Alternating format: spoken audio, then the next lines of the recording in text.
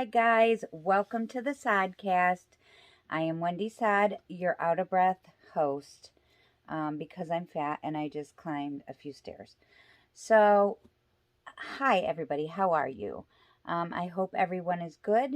I am here to talk about two cases about sororicide. If you don't know what that is, it is the act of a brother killing a sister. Yeah, I don't understand it myself. I'm very close to my brother. As a matter of fact, I asked him to be on this video today with me because, I know that brothers and sisters, even the ones that love each other, you have your times and you fight and you bicker. And, I'm sure that when my brother lays his head down at night, he lays there and just probably fantasizes about plunging a sword in my face once in a while. I mean, I fantasize about killing him all the time. I'm just kidding. I love my brother. Mwah. So anyway, the first case I'm going to talk about is that of Anthony DeBello, 51 years old, from New York, lives with his 89-year-old mother and his 67-year-old sister, Wanda. So the story begins with receiving a phone call from Tony to 911, and in the phone call he says, "Hey, this is Tony DeBello, and I'm stabbing my sister Wanda with a bayonet, and I'm killing her, and she's dead on the front porch. You better come quick." Not kidding. It's what he said. So EMS arrives. They try to perform life-saving measures on Wanda, who is dying on the front porch, and she is pronounced dead at the scene. The mother is found in the house unharmed, and Mr. Tony is found standing on the porch where he said he would be, and he is arrested and taken down for interrogation. So when they get down there,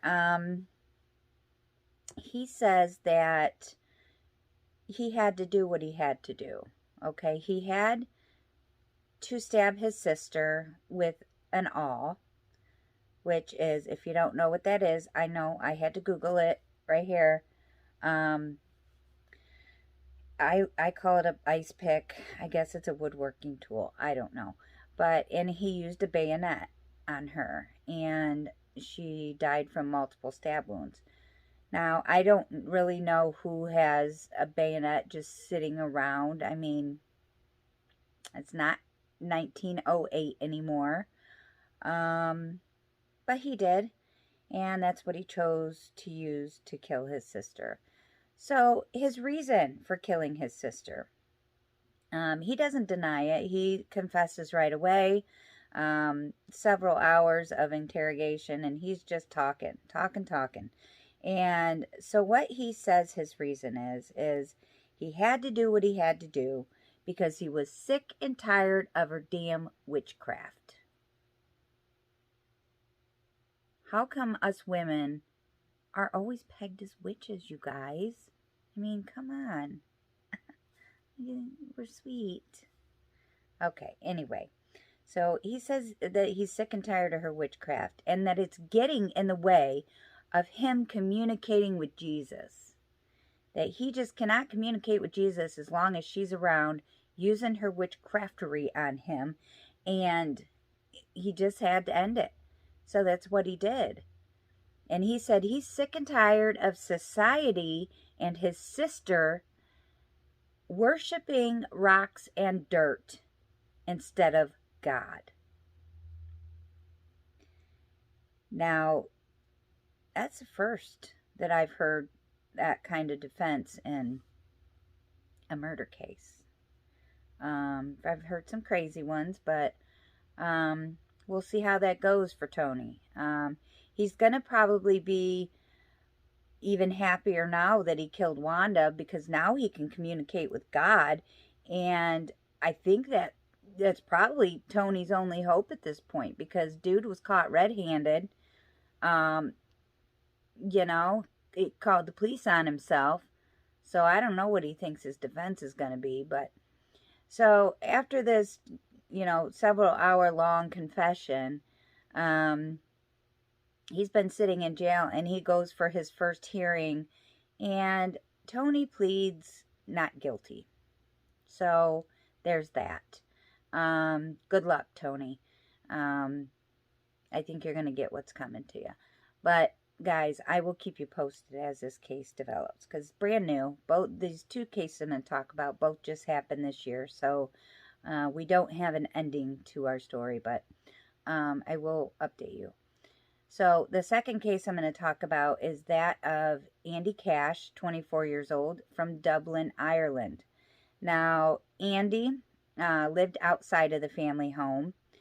In the family home lived Mom, 18-year-old Lisa, a 14-year-old brother, and two twin siblings, a boy and a girl, who were 8 years old. And one day, Andy shows up at the house uninvited, and he comes in, and we do not have details yet of what transpired as far as how this whole incident came to be, or what the trigger was. What we do know is Andy barricaded them, all four children, in the house, and the 14-year-old brother, trying to defend his siblings and his sisters, began to struggle with Andy, and in struggling with him, he ended up wounded. He did escape out of a window to go get help. After he leaves the house, Andy continues on his crazy rampage of just attacking the other kids in the house. He stabs Lisa, who is trying to defend her younger siblings, and he stabs her to death, and she would be found lying at the bottom of the stairs. He then goes upstairs to where the two little twins retreated, trying to get away from their scary-ass brother. I can't even imagine what's going through their little precious minds at that time. It just turns my stomach. But he chases them up the stairs into the bedroom, where he stabs both of them, killing both of them. That is not enough for Andy, though. It's not enough that he just killed everybody and wounded his brother. But he opened up the second-story window and threw both of the twins' bodies out the window. Just despicable. I just don't understand it. And I don't think that any excuse that he comes up with will I ever understand it.